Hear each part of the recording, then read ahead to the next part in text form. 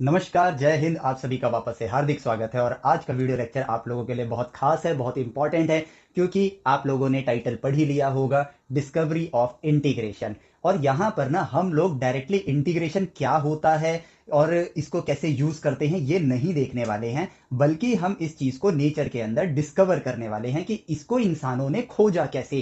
क्योंकि हम जानते हैं हमारा ब्रेन सिर्फ वही प्रोसेस कर सकता है जो इंफॉर्मेशन हमारे ब्रेन के पास हो। तो इंसानों के पास इंटीग्रेशन तब तक नहीं था जब तक उसने उसको खोज नहीं लिया। और उसको खोजने के पीछे क्या प्रक्रिया रही इंसान की, और इंसान नई नई चीजें किस तरह से खोजता है, ये जानने में भी हम लोगों को बेनिफिट मिलेगी अगर हम उसकी खोज को समझेंगे तो यहां पर हम लोग शुरू करने वाले हैं डिस्कवरी ऑफ इंटीग्रेशन। लेकिन अब हमें यह जानना होगा, अब हमें शुरुआत ऐसे करनी होगी कि अभी तक हम क्या जानते हैं। अभी तक हम लोगों ने जो जाना उन चीजों को अगर हम एक क्रोनोलॉजिकल ऑर्डर में लेकर आए तो हम इंसानों ने नेचर के अंदर जीरो मल्टीप्लाई इंफिनिटी एक नंबर होता है ये डिस्कवर किया। जीरो डिवाइड बाई जीरो एक नंबर हो सकता है ये डिस्कवर किया। और ये दोनों केसेस में जवाब नॉट डिफाइंड होता है अगर सिर्फ जीरो मल्टीप्लाई इंफिनिटी दिया जाए या जीरो डिवाइड बाई जीरो दिया जाए। लेकिन अगर वास्तविकता मौजूद है और किसी स्थिति को, एक वास्तविकता को देख के अगर हमें जवाब देना है तो इनका जवाब डिफाइंड हो जाता है। और यही बना हमारे एक नई ब्रांच मैथमेटिक्स की, जिसको हमने कैलकुलस बोलना शुरू किया।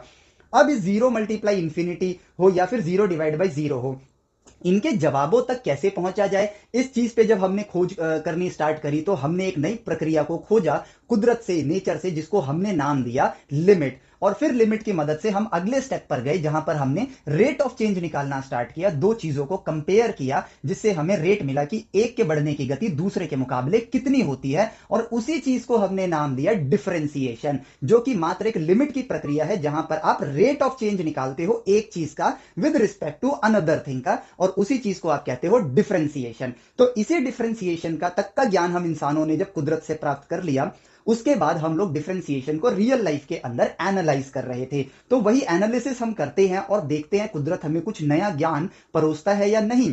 जो मैंने आपको हमेशा कहा है कि आपके पास जो नोन नॉलेज है उसी का इस्तेमाल करके नेचर से बात करना स्टार्ट करो, नेचर आपको कुछ नई चीज दिखाएगा। और जब वो नई चीज आप देखोगे तो नेचर ने आपको एक नया ज्ञान परोसा है या नया हिंट दिया है कि कुछ यहां पर छुपा हुआ है, आओ इसको खोजो। क्योंकि मैं तो नेचर हूं, मैं तो ब्रह्मांड हूं, ये चीज मेरे अंदर हर रोज होती है। मैंने तुम्हें बता दिया है कि ये भी एक चीज है जिसको जान के तुम इवॉल्व कर सकते हो। तो आओ क्यूरियस माइंड्स, आओ और मुझे जानो ताकि आप और तरक्की कर सको। तो उसी चीज को देखते हुए इंसानों ने जब डिफरेंशिएशन समझ लिया, लिमिट्स, ये सारी चीजें जब समझ ली, तो रियल लाइफ में हम लोग मोशन को एनालाइज करते हैं, जो कि एक बहुत इंपॉर्टेंट पैरामीटर है। मोशन हर जगह काम आता है, हर जगह हम लोग मोशन के थ्रू ही कनेक्टेड हैं। हमें घर से स्कूल जाना है, मोशन करना पड़ेगा। सैटेलाइट को स्पेस में छोड़ना है, मोशन करना पड़ेगा। धरती सूरज के चक्कर लगा रही है, मोशन है। एस्टेरॉइड्स घूम रहे हैं, मोशन है। उसके मोशन को एनालाइज करके अपने आप को बचा पाएगा इंसान भविष्य में, मोशन का एनालिसिस आता है। Circular motion, rotational motion, curvilinear motion, तरह तरह के मोशंस यहां पर मौजूद हैं। एटम्स के अंदर इलेक्ट्रॉन्स मोशन में है। हम बॉडी मूव कर रही है तो चार्ज भी मूव करता है, और चार्ज मूव करता है तो इलेक्ट्रिसिटी कहा जाता है। मोशन ऑफ चार्ज को हम इलेक्ट्रिसिटी कहते हैं। इलेक्ट्रिसिटी के वेरिएशन से मैग्नेटिक फील्ड बनती है। तो यहां पर मोशन की वजह से सब कुछ ब्रह्मांड में कनेक्टेड है। आपके बेसिक मोशन से लेकर टिल आपके मैग्नेटिज्म तक, इलेक्ट्रिक फील्ड हो चाहे ग्रेविटेशनल फील्ड हो, ये सब करवा क्या रहे हैं? मोशन करवा रहे हैं। तो मोशन को ही एनालाइज करना हम ह्यूमंस के लिए बहुत ज्यादा इंपॉर्टेंट हो जाता है। और जितना हम मोशन को बेहतर ढंग से समझेंगे हम उसको उतना काबू कर पाएंगे, और जितना हम उसे काबू कर पाएंगे हम उतना ही उसके जरिए अपने आप को इवॉल्व कर पाएंगे और ह्यूमैनिटी और ज्यादा तरक्की कर पाएगी। तो इसी चीज को समझने के लिए हम वापस से पुराने युग में चलते हैं, और जो हमने सीखा है उसके जरिए हम मोशन को एनालाइज करते हैं। तो मोशन की वो तीन इक्वेशन जो कांस्टेंट एक्सीलरेशन के लिए आपने 10वीं क्लास में ही पढ़ ली थी, हम उसी का इस्तेमाल करेंगे। हालांकि मैं एग्जांपल में और आगे के टॉपिक ले सकता हूं, बट वो मैं इसलिए नहीं ले रहा हूं, रीजन बीइंग कि अभी आपने वो पढ़ा ही नहीं है। और जब वो पढ़ा ही नहीं है तो वो एग्जांपल्स लेना यहां पर बहुत ही ज्यादा बेवकूफी भरा स्टेप होगा। तो हम यहां पर उस इक्वेशन को लेते हैं जो आपने पढ़े हैं। S is equal to u t plus half a t square, और आपने पढ़ा है V is equal to u plus a t, and v square is equal to u square plus two a s. तो हम अपने analysis के लिए, अपनी ऑब्जर्वेशन के लिए, जहां पर हम डिफरेंशिएशन को ही ऑब्जर्व करने वाले हैं अभी, उसके ऑब्जर्वेशन के लिए जो S वाली इक्वेशन है, पोजीशन वाली इक्वेशन है, उसका इस्तेमाल करेंगे। अब हमने s is equal to u t plus half a t square equation ले लिया और अपने लिए एक डेटा बनाया। ऑब्वियसली अगर आपको एनालिसिस करना है तो आपको एक डेटा शीट बनानी पड़ेगी, और ये आप कैसे बनाओगे, जिनको हम एक्सपेरिमेंट्स बोलते हैं उसके जरिए हम करते क्या है, डेटा शीट बनाते हैं। हर वक्त पे आप उसकी पोजीशन को देखोगे और डेटा शीट बनाओगे। ये वो इंफॉर्मेशन है जो आपको पहले से पता है, आपके पास ये ज्ञान ऑलरेडी है। बिना कैलकुलस की मदद से इंसान ने इन 3 इक्वेशंस को खोज लिया था, क्योंकि अगर आपने 10th में इसको पढ़ा है तो ऑब्वियसली बिना कैलकुलस के यूज के ही आपने इन चीजों को डिस्कवर किया है, या फिर आप 10th में जो बोलते हो डेराइव किया है। तो वो जो डेरिवेशन है वो बिना कैलकुलस के आई है। इट मींस ये इक्वेशन हमें ऑलरेडी पता है, इसका ज्ञान हम इंसानों के पास है और हम उसी ज्ञान को प्रोसेस कर सकते हैं जो हमारे ब्रेन में मौजूद होता है। तो इस इक्वेशन की मदद से हमने यहां पर ये डेटा प्लॉट कर लिया कि जब टाइम 0s है, ये 0 सेकंड होगा तो पोजीशन होगी 0 मीटर, जब 1 सेकंड होगा तो पोजीशन होगी 1.5 मीटर, जब पोजीशन 1.5 होगा तो पोजीशन ये होगी, रिस्पेक्टिवली मैंने यहां पर लिख दिया है। और इसको मैंने सॉल्व किया है ऑब्वियसली कैलकुलेटर से, ठीक है, क्योंकि यहां पर 1.5, 1.7, 1.95, 1.95 इनकी वैल्यूज भी मैंने यहां पर निकाली हैं। तो अब यहां पर मैंने इस इक्वेशन के अंदर इनिशियल वेलोसिटी, जिसको आप u से रिप्रेजेंट करते हो, उसकी वैल्यू ली है 1 मीटर पर सेकंड, और एक्सीलरेशन की वैल्यू भी 1 मीटर पर सेकंड ली है, ताकि कैलकुलेशन मेरी आसान हो जाए। वो वैल्यू कुछ भी हो उसके हिसाब से इक्वेशन में परिवर्तन आएगा, उसके हिसाब से डेटा में परिवर्तन आएगा, वरना प्रक्रिया एकदम सेम रहेगी जो हम करने वाले हैं। ये जस्ट मैंने कैलकुलेशन को ईजी करने के लिए किया। अब जब मैं यहां पर इस इक्वेशन के अंदर u की वैल्यू 1 पुट कर देता हूं और a की वैल्यू 1 पुट कर देता हूं, और ये दोनों यहां पर कांस्टेंट हैं, तो अब मेरी इक्वेशन निकल कर आती है t plus t square by 2। a की वैल्यू 1 हो गई और u की वैल्यू 1 हो गई। तो अगर मैं इसको देखूं तो मैं इसको कह सकता हूं कि मेरा जो पोजीशन है ये फंक्शन ऑफ टाइम है। जो हमने रिलेशन फंक्शन बोला था ये सिर्फ एक लिखने का एक तरीका होता है, और यहां पे मुझे मिलता है s as a function of time is t plus t square by 2 इस परिस्थिति के लिए, इस पर्टिकुलर सिचुएशन के लिए। अब बात ये आती है कि हमने कहा कि यार चलो इस डेटा की मदद से इंस्टेंट वेलोसिटी निकालो जो कि 2 सेकंड पर है। इंस्टेंट वेलोसिटी यानी कि आपको एग्जैक्ट उस टाइम पर जो हमने सीखा है अभी तक, एग्जैक्ट उसी टाइम पर आपको वेलोसिटी बतानी है जब टाइम 2 सेकंड पर पहुंच जाएगा, यानी कि ना 2 से 2.1 के बीच में नहीं, ना 1.9 से 2 के बीच में, नो, एग्जैक्ट 2 पर। तो उस केस में मेरे पास जो वेलोसिटी आएगी वो आएगा एग्जैक्ट, यानी कि मैंने टाइम को 2 सेकंड पे फ्रीज कर दिया, तो चेंज इन पोजीशन आएगा 0 और चेंज इन टाइम आएगा 0, बट उसकी वेलोसिटी है, क्योंकि ये तो मूव कर रहा है, पोजीशन चेंज हो रही है, तो वेलोसिटी है। तो वास्तविकता में हम इस वेलोसिटी को कैसे निकालेंगे, ये जस्ट आपका एक रिवीजन हो रहा है। और जो कैलकुलस अभी तक आप मैथ में देख रहे थे, जो कि बोलना गलत है कि मैथ में देख रहे थे, एक्चुअली में तो हम नेचर में देखते हैं सारी चीजें, तो अब उसको बस हम लोग फिजिक्स के एक एग्जांपल से या फिर कुदरत के एक एग्जांपल से, जहां पर मोशन आता है उस जगह पर इसको बस ऑब्जर्व कर रहे हैं और अपना एक छोटा सा रिवीजन कर रहे हैं, क्या पता कुछ नया देखने को मिल जाए। तो अब इंस्टेंट वेलोसिटी अगर हम निकालेंगे तो वो 0/0 आएगा, जिसको हम सॉल्व नहीं कर सकते हैं, जो हमने जाना है अभी तक कुदरत से। तो हमें यहां पर लिमिट की प्रक्रिया का इस्तेमाल करना पड़ेगा। क्यों? क्योंकि वेलोसिटी है, क्योंकि ये अपनी पोजीशन को चेंज कर रहा है टाइम के साथ, पोजीशन टाइम के साथ चेंज हो रही है, इसका मतलब उसके पास हर पल वेलोसिटी है, और अगर हर पल वेलोसिटी है तो 2 सेकंड पर भी उसके पास एक वेलोसिटी होगी। तो हमने ये पोजीशन का जो डेटा है इसकी मदद से हम इस 0/0 की वैल्यू को खोजेंगे, और उसके लिए हम कौन सी प्रक्रिया यूज करेंगे, लिमिट की प्रक्रिया यूज करेंगे। अब यहां पर वेलोसिटी क्या होता है, वेलोसिटी होता है change in position divided by change in time. तो अब देखो यहां पर अगर देखा जाए तो पोजीशन अगर एक फंक्शन मान के चलूं मैं और टाइम एक फंक्शन मान के चलूं, तो मैं पोजीशन के ग्राफ को और टाइम के ग्राफ के चेंज को कंपेयर कर रहा हूं। तो टेक्निकली प्रक्रिया तो मैं लिमिट की यूज करूंगा, लेकिन लिमिट की जो प्रक्रिया जब कंपैरिजन करती है दो पैरामीटर को, तो उसको आप क्या बोलते हो, डेरिवेटिव। क्या बोलते हो, डेरिवेटिव या फिर डिफरेंशिएशन बोलते हो। तो ये बन गया, तो वेलोसिटी आपका बेसिकली हो गया derivative of position with respect to time, या फिर rate of change of position with respect to time. ठीक है, अभी आप सोच रहे होंगे कि इंटीग्रेशन तो आया ही नहीं अभी तक, वो आएगा, हम खोजने वाले हैं उसको, ना कि हम लोग बस एक डेफिनेशन याद करने वाले हैं। और खोज के लिए हमें वही करना है जो हमें आता है। डिफरेंशिएशन सीखा है तो डिफरेंशिएशन करेंगे, देखते हैं कुछ नया जानने को मिलता है या नहीं। तो ये हो गया मेरे पास, बेसिकली वेलोसिटी हो जाएगा derivative of position with respect to time. इसलिए यहां पर हम इसको रिप्रेजेंट कर सकते हैं ds/dt से, और ds/dt क्या है, 0/0, जिसको आप सॉल्व नहीं कर सकते हो, लेकिन वास्तविकता को देख के लिमिट की प्रक्रिया की मदद से आप इसकी वैल्यू को खोज सकते हो। तो अब हम वही करने वाले हैं। तो अब यहां पर हमें चाहिए होगा कैलकुलेटर, या फिर चलो बेसिक सी कैलकुलेशन देखते हैं।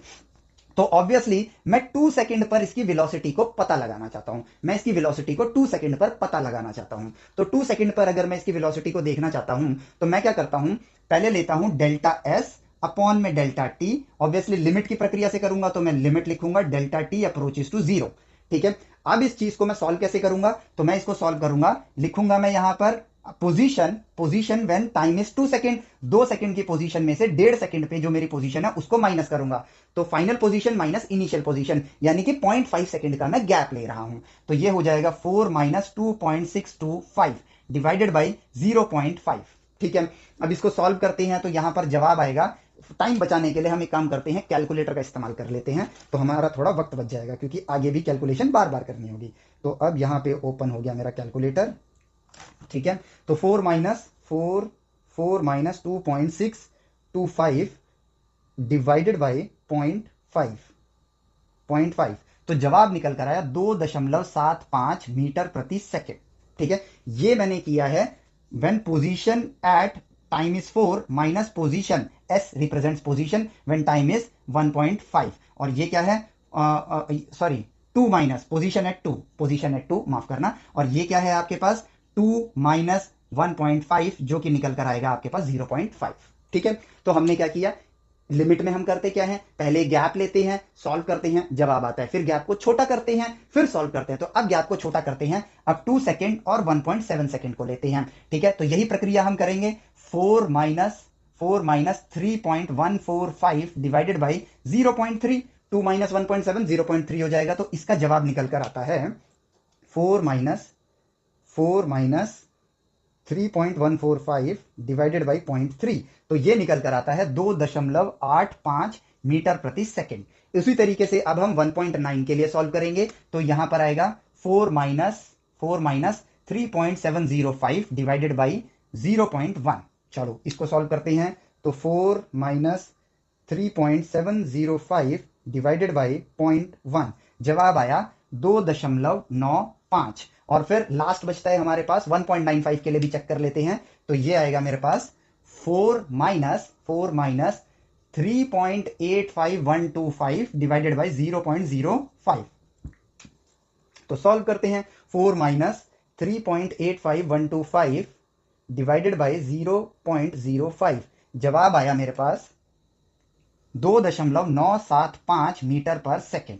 ठीक है, अब लिमिट हमें क्या बोलता है, जो वैल्यूज आ रही हैं उसको देख के ये प्रिडिक्ट करो कि ये किस तरफ जा रही है। तो 2.75, 2.85, 2.95, 2.975, इनको अगर मैं ध्यान से देखूं, इन वैल्यूज को एक साथ लिखता हूं ताकि आप इनको फील कर पाओ। तो यहां पे लिखते हैं 2.75, अगली वैल्यू लिखता हूं 2.85, उसकी अगली वैल्यू 2.95, उसकी अगली वैल्यू 2.975। तो अगर मैं इसको देखूं, इसको देखूं, जैसे जैसे टाइम के गैप को हम कम कर रहे हैं, जीरो की तरफ अप्रोच कर रहे हैं, ये वैल्यू जो है रिजल्ट की, ये 3 मीटर पर सेकंड की तरफ अप्रोच करती हुई नजर आ रही है। तो इससे हम ये कह सकते हैं कि इसकी जो वेलोसिटी होगी, ठीक है, लेकिन अभी नहीं कहेंगे, अभी हम 2 सेकंड पे, अभी हमने क्या किया, लेफ्ट साइड की वैल्यू से इसे सॉल्व किया है, तो ये हुआ लेफ्ट हैंड लिमिट।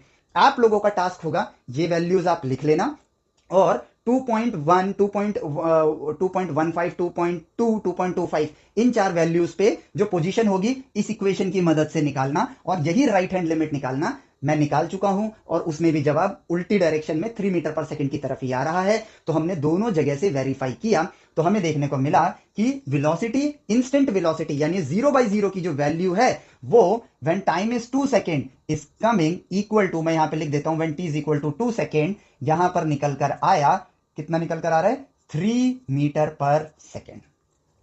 ठीक है, और यही है देखो आपका लिमिट की मदद से डिफरेंशिएशन निकालना या डेरिवेटिव निकालना। डेरिवेटिव या डिफरेंशिएशन कुछ नहीं है, लिमिट की प्रक्रिया है। बस जब आप रेशियो में, मतलब कि जब दो चीजों के चेंज को कंपेयर कर रहे हो, तो उस केस में जब आप लिमिट निकाल रहे हो तो उसको आपने एक नाम दिया है डिफरेंशिएशन। ठीक है, तो अब यहीं पर हमने एक रिवीजन भी कर लिया। मैं एक्चुअली मैं आप लोगों को इंटीग्रेशन की खोज से पहले एक रिवीजन भी करवाना चाहता था, तो ये एक रिवीजन भी हो गया। अब लेकिन इसी चीज को जब इंसान इसी तरह से ऑब्जर्वेशन कर रहा था तो उसको एक बड़ी ही मजेदार चीज नजर आनी स्टार्ट हुई, और वो नजर आने वाली चीज क्या है, वो ये है कि उसने देखा कि position as a function of time है। ठीक है, उसकी मदद से हम डेटा निकालते हैं और डेटा निकाल के हम कोई भी इंस्टेंट वेलोसिटी निकाल सकते हैं। तो अब इन्होंने कई जगहों पर कई सारे डेरिवेटिव्स को इन्होंने सॉल्व करना स्टार्ट किया, क्योंकि डेरिवेटिव निकालना इंसान ने सीख लिया है, खोज लिया है लिमिट की प्रक्रिया के जरिए, इस प्रॉपर मेथड के जरिए। तो जब उसने डेरिवेटिव निकालने शुरू किए तो अब उसको एक चीज नजर आई, अब उसको एक चीज नजर आनी स्टार्ट हुई, और वो ऑब्जर्वेशन क्या है, जो डेरिवेटिव निकाले उन्होंने इसी तरह से निकाले जैसे हमने किया है। तो अब हम प्रॉपर हिस्ट्री को देख रहे हैं। तो अब उन्होंने एक चीज देखी कि जब उन्होंने डेरिवेटिव निकाला साइन एक्स का तो जवाब निकल कर आया कॉस एक्स, ये हम ढूंढ चुके हैं, ये हमने किया भी है। जब उन्होंने डेरिवेटिव निकाला लॉग एक्स का तो ये निकल कर आया 1/x। जब उन्होंने डेरिवेटिव किया e to the power x का, ये भी हमने किया है, तो जवाब आया e to the power x। जब उन्होंने डेरिवेटिव किया x की पावर n का, ये हमने नहीं किया है लेकिन हम करेंगे इसको, x की power n-1, nx multiply n-1 आया। तो इन्होंने कई चीजों के डेरिवेटिव्स निकाले सेम इसी तरीके से, ठीक है, और थोड़ा ह्यूमन इंटेलिजेंस की मदद से, तो उनको जवाब मिलने स्टार्ट हुए। अब सोचने वाली बात एक निकल कर आई, ध्यान से सुनना, ये बहुत अब जाके बहुत ही इंपॉर्टेंट लाइन निकल कर आने वाली है। वो ये है कि यार अगर हम इनको एक फंक्शन बोलते हैं, ठीक है, तो इनका डेरिवेटिव भी एक फंक्शन है। जैसे यहां पर y sin x है, y log x है, y e की पावर x है, y x की पावर n है, तो ये एक फंक्शन है, ठीक है। तो y as a function of x है, तो जब sin x का डेरिवेटिव किया तो वो cos x आया, ठीक है, ये भी एक फंक्शन है, ठीक है, क्योंकि दिख रहे हैं आपको। इसमें बस बात ये होती है जब x की वैल्यू आप डालोगे तो उस पर्टिकुलर पॉइंट पे आपको जवाब मिल जाएगा।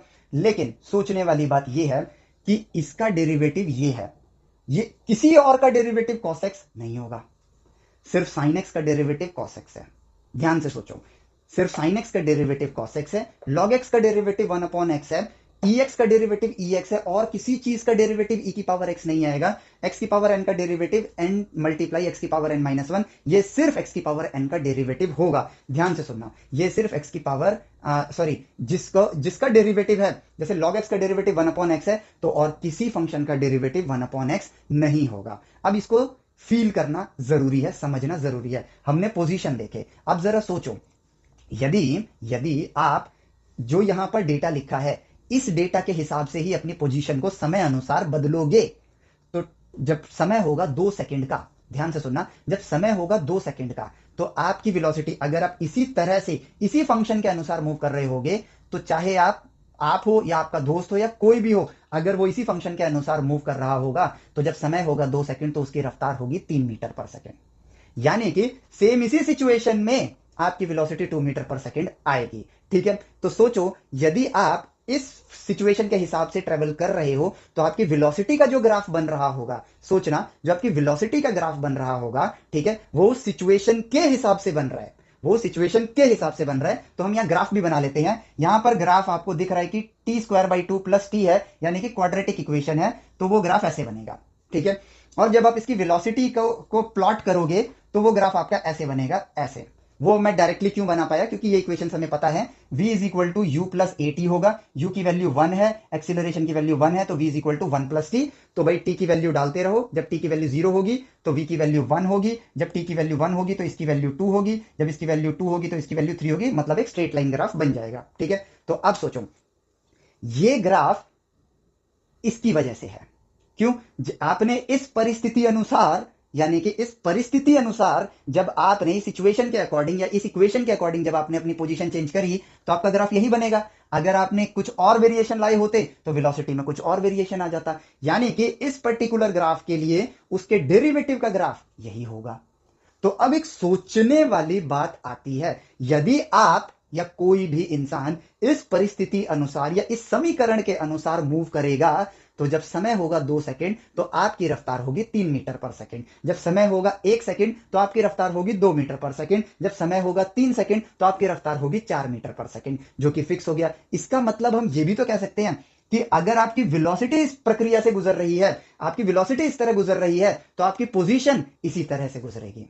सोचने वाली बात है, यदि आप इस तरह से मूव करोगे ग्राफ पे, पोजीशन टाइम ग्राफ है, पोजीशन टाइम ग्राफ है, यदि आप इस तरह मूव करो कि आपका ग्राफ ऐसा बने, तो आपका वेलोसिटी का ग्राफ ऐसा ही बनेगा। तो इसका मतलब उसका रेसिप्रोकल भी तो हुआ, मतलब रिवर्स भी तो हुआ, कि यदि आपका वेलोसिटी का ग्राफ ऐसा बन रहा है तो आपकी पोजीशन टाइम ग्राफ ऐसा ही बनेगा, है ना। यानी कि अगर ये कर रहे हो, इससे ये हो रहा है, तो अगर ये हो रहा है तो इसका मतलब ये उसी से हो रहा होगा, और यहीं से निकल कर आया हम इंसानों के पास ऐसे ही परिस्थितियों को जब हम डिफरेंशिएशन को खोज रहे थे कि यदि आपका ग्राफ साइन एक्स के हिसाब से, समीकरण साइन एक्स के हिसाब से चल रहा है तो उसका डेरिवेटिव कॉस एक्स आ रहा है, तो इसका मतलब अगर डेरिवेटिव कॉस एक्स है तो उसका रिवर्स करेंगे तो वो साइन एक्स ही होगा। मान लो आप वेलोसिटी में ऐसे मूव कर रहे हो, आपका पोजीशन टाइम ग्राफ ऐसा है कि वो साइन टी बना रहा है, मैं क्या देता हूं कि ये इक्वेशन ना चल के आप चल रहे हो position as a function of time sine t है, ठीक है। तो आपकी पोजीशन इस हिसाब से मूव कर रही है, अब साइन की वैल्यू 0 से -1 से 1 के बीच में फ्लक्चुएट करती है, तो उसी के हिसाब से आपकी वेलोसिटी में भी चेंज आएगा, ठीक है। तो आपकी वेलोसिटी में जो चेंज आ रहा है समय अनुसार वो कॉस टी होगा, यानी कि ds अपॉन में dt इस परिस्थिति में हो जाएगा कॉस टी। तो मैं ये कह सकता हूं कि यदि आप साइन टी के समीकरण मतलब इक्वेशन के हिसाब से चल रहे हो तो समय के साथ आपकी वेलोसिटी इस प्रक्रिया से, इस समीकरण के हिसाब से बदलेगी। तो मैं अब ये भी तो कह सकता हूं ना कि जब आपकी वेलोसिटी इस समीकरण के हिसाब से बदल रही है तो इसका मतलब आप पोजीशन इस समीकरण के हिसाब से बदल रहे होगे। क्यों? क्योंकि इसी का डेरिवेटिव कॉस टी हो सकता है और किसी का नहीं हो सकता है। बात समझ आई? तो इसका मतलब हमने एक बड़ी मजेदार चीज को यहां पर, डेरिवेटिव को जब हम स्टडी कर रहे थे तो कई सारे एग्जांपल्स को जब हमने स्टडी किया तो हमें एक चीज क्लियर आई कि डेरिवेटिव्स जो होते हैं जो आप निकालते हो वो एक पर्टिकुलर फंक्शन का एक पर्टिकुलर जवाब ही होता है। तो इसका मतलब अगर इसका डेरिवेटिव ये है तो इसका जो मेन फंक्शन होगा वो यही हो सकता है और कुछ नहीं हो सकता है। तो डेरिवेटिव की प्रक्रिया को हमने पलट दिया और पलटने के हिसाब से हमने उसको नाम दिया एंटी डेरिवेटिव। एंटी डेरिवेटिव ये बन गया एक नया नाम, क्योंकि आपने डेरिवेटिव को पलट दिया और उसी चीज को आगे चल के आपने एक नया नाम दिया इंटीग्रेशन।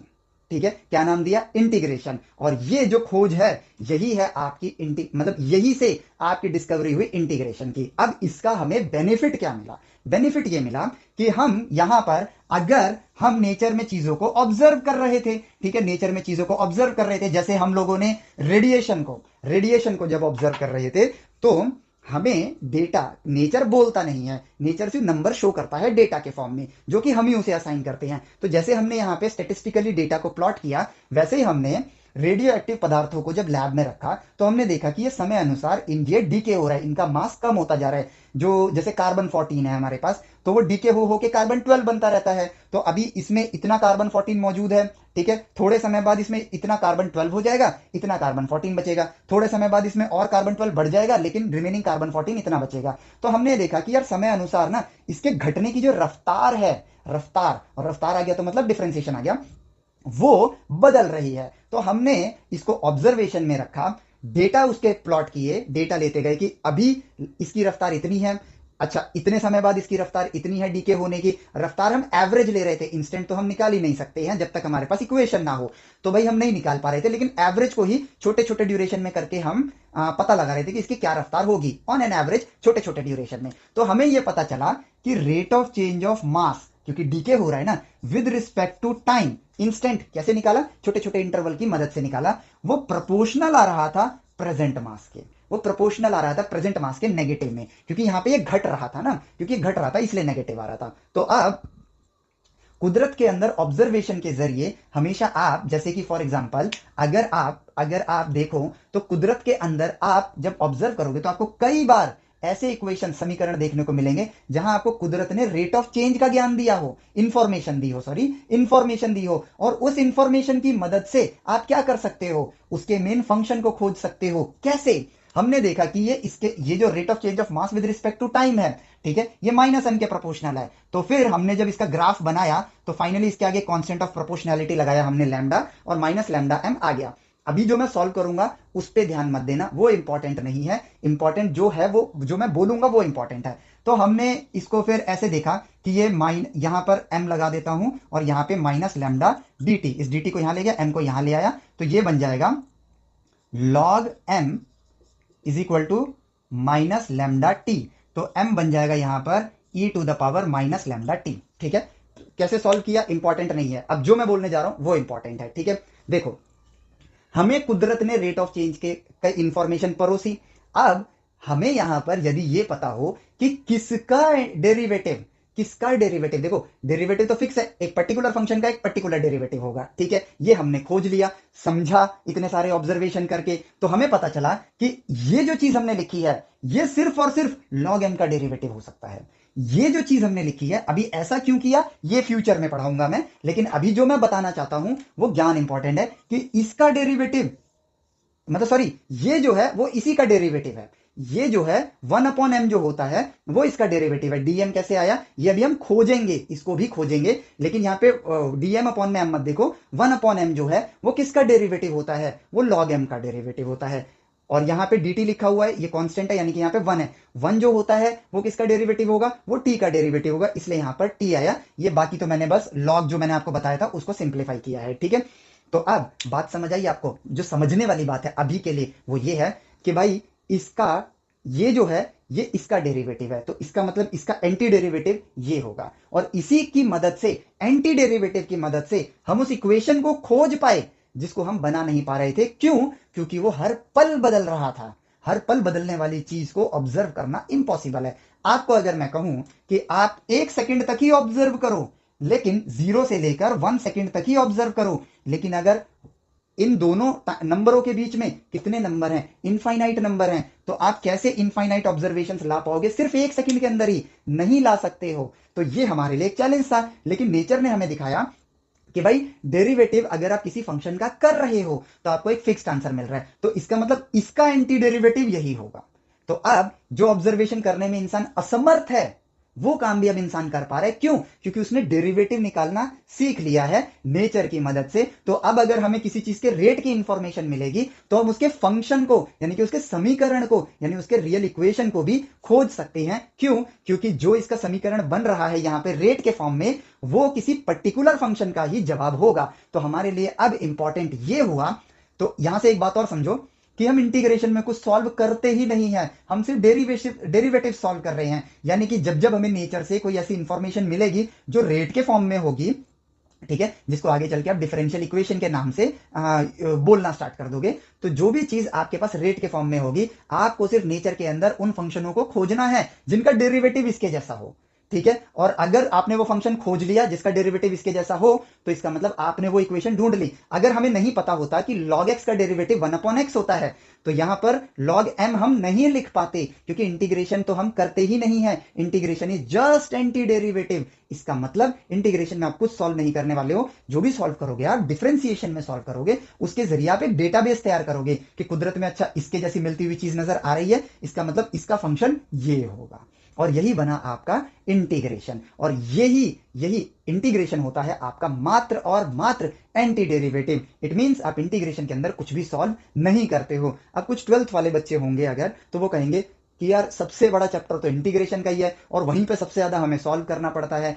तो इस चीज का जवाब मैं आपको जब क्वेश्चंस कर रहे होंगे तब भी दूंगा, लेकिन अभी आपको बस एक हिंट के तौर पे, ईस्टर एग के तौर में बता देता हूं। वहां पर आप इंटीग्रेशन सॉल्व नहीं करते हो, आप सिर्फ उन इक्वेशंस को सिंप्लीफाई करके उस फॉर्म में लेकर आते हो जिनके एंटी डेरिवेटिव्स आपको पता है, और आप कुछ नहीं करते हो उसके अंदर। जैसे ही आपको ऐसा फॉर्म मिल जाता है जिसका एंटी डेरिवेटिव पता है, आप फट से उसका जवाब लिख देते हो कि इसका आंसर ये होगा। तो आप इंटीग्रेशन में तो सॉल्व करते ही नहीं हो कुछ, आप सिंप्लीफाई करते हो। आपको बस क्या किया गया है, 2-3 इक्वेशन को मल्टीप्लाई डिवाइड के फॉर्म में लिख दिया गया है, ताकि आप उसको सिंप्लीफाई करके तोड़ो और उस फॉर्म में लेकर आओ जिनके एंटी डेरिवेटिव्स आपको पता है, और उसका जवाब लिखो और आगे बढ़ जाओ।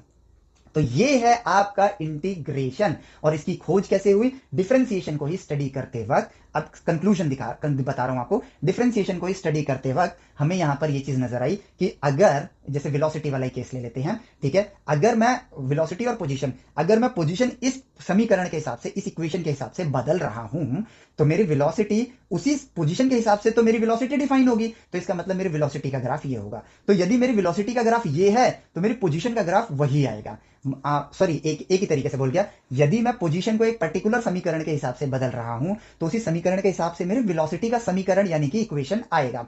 तो यदि मेरे को वेलोसिटी की इक्वेशन पता है, तो इसका मतलब अगर मुझे पोजीशन जानना होगा, तो यदि वेलोसिटी का समीकरण ये है तो पोजीशन का समीकरण वही होगा। ठीक है, फिर से एक बार बोल देता हूं, मैं खुद कभी कभी बोलता हूं तो क्या बोलता हूं समझ नहीं आता है। यदि मैं साइन टी के हिसाब से मेरी पोजीशन बदल रहा हूं तो मेरी वेलोसिटी कॉस टी के हिसाब से बदलेगी। तो इसका उल्टा अगर हम कहें कि यदि मेरी वेलोसिटी कॉस टी के हिसाब से बदल रही है तो मेरी पोजीशन साइन टी के हिसाब से ही बदल रही होगी। ये परफेक्ट लाइन है, ठीक है। तो यही मैं बस कहना चाह रहा था। तो यदि अगर इसका डेरिवेटिव ये है तो इसका एंटी डेरिवेटिव यही होगा, और उसी एंटी डेरिवेटिव को हमने नाम दिया इंटीग्रेशन। और उसकी मदद से अब हम कुदरत के अंदर उन इक्वेशंस को खोज पाएंगे जिनके अंदर हमें हर पॉइंट पे ऑब्जर्व करना हमारे लिए नामुमकिन होता है। तो हमारे लिए ये एक टास्क, डिफिकल्ट टास्क था ह्यूमन कैपेबिलिटी के अंदर, लेकिन नेचर ने कहा कि जहां पर आपके लिए एक दरवाजा बंद होगा, ठीक है, नेचर दूसरा दरवाजा खोल देगा। तो भाई आप इंटीग्रेशन को ऑब्जर्व करके नहीं बंद कर सकते हो, क्योंकि वहां पर इनफाइनाइट पॉइंट्स आ जाते हैं, ठीक है। तो कोई बात नहीं, एक काम करो, आप सिर्फ डेरिवेटिव ढूंढो, ठीक है। आप डेरिवेटिव ढूंढो, जिन जिनके डेरिवेटिव आप ढूंढ लोगे ना, उनके इंटीग्रेशन आप कर पाओगे। As simple as that. तो अब इंसानों ने क्या करना स्टार्ट किया, डेरिवेटिव्स के जो, जिनको आप फॉर्मूला कहते हो, वो एक ऑब्जर्व रिजल्ट है, उनको ढूंढ ढूंढ के लिखना स्टार्ट किया। एक डेटा शीट बना ली कि भाई अगर हम कुदरत में कुछ ऑब्जर्वेशन कर रहे होंगे और हमें वहां पे रेट ऑफ चेंज की अगर इक्वेशन मिल रही होगी, तो हम उसके फंक्शन को आसानी से जान सकते होंगे अगर हमारे पास डेरिवेटिव का डेटाबेस होगा। तो हम इसी चीज को बस बोलते हैं integration. As simple as that. और अब इंटीग्रेशन की बड़ी ही खास इंपॉर्टेंट लेक्चर जो इसी के बाद होगा वो आएगा कि भाई यहां पर हमारा जो सफर है ना, अभी शुरू हुआ है, और इस शुरुआती सफर के अंदर ही अब आप बड़ी मजेदार चीज जानने वाले हो कि हमने हमारा इंटीग्रेशन का ये सिंबल कैसे आया और हम इसको ऐसे क्यों लिखते हैं। ये इसके पीछे रीजन है, इसको याद नहीं करना है। अगर हम रीजन नहीं समझेंगे तो हम बस याद करेंगे, और जब याद करेंगे तो भविष्य में जब इंजीनियरिंग करने जाएंगे जहां पर डिफरेंशिएशन इंटीग्रेशन का मेजर रोल है, ठीक है। अभी तो आप बस शुरुआती चीजें पढ़ रहे हो 11th-12th के अंदर, जहां पर इनका मेजर रोल है, वहां पर आप सिर्फ याद करके आगे बढ़ोगे तो कभी भी इंजीनियरिंग के ट्रू पोटेंशियल अपने अंदर नहीं ला पाओगे। इन्वेंटर वाली जो नॉलेज है वो नहीं ग्रैब कर पाओगे, और चीज आसान होते हुए भी, 2+2 जितनी आसान होते हुए भी इतनी मुश्किल लगेगी कि वो हमें समझ ही नहीं आएगा। वो मुश्किल इसीलिए लगेगी क्योंकि ब्रेन के पास इंफॉर्मेशन ही नहीं है, वो प्रोसेस क्या करेगा। जिसको आप प्रोसेस नहीं कर पाओगे तो वो काम आपके लिए असंभव हो जाएगा। तो अगला वीडियो लेक्चर इसके ऊपर है, जो कि बहुत इंपॉर्टेंट और बड़ा ही मजेदार होगा। आप यहां पर एक इंपॉर्टेंट बात, मैंने कैलकुलस की एक प्लेलिस्ट बनाई है। उस प्लेलिस्ट में अगर आप डायरेक्टली इस वीडियो को पहली बार देख रहे हो तो कैलकुलस की प्लेलिस्ट में जो वीडियोस हैं उनको सीक्वेंस में देखो, आपको कैलकुलस का ओरिजिन भी समझ आएगा और उसकी कोर मीनिंग, और ये कितना आसान है, 2+2 को सॉल्व करने जितना आसान है, ये बात भी आपको समझ आएगी। और इसी के बाद हम तैयार हो पाएंगे ताकि हम फिजिक्स के दरवाजे खोल सकें, फिजिक्स की दुनिया आपको समझ आए, फॉर्मूला रटने ना पड़े। इसलिए कैलकुलस का समझना आप लोगों के लिए बेहद जरूरी है। इस वीडियो लेक्चर को यहाँ एंड करते हैं। नेक्स्ट वीडियो लेक्चर बहुत इंटरेस्टिंग होने वाला है। सिर्फ यही नहीं खोजेंगे, हम बड़ी मजेदार मजेदार चीजें खोजने वाले हैं। इसके अलावा भी 2-3 चीजें और होंगी वहां पर जो हम खोजेंगे, और कितनी आसान सी चीज होगी, और वो आपको हेल्प करेगी, बहुत ज्यादा हेल्प करेगी फिजिक्स को समझने में। इस वीडियो लेक्चर को यहाँ एंड करते हैं। मिलते हैं आपसे नेक्स्ट वीडियो लेक्चर में। Till then take care, bye bye.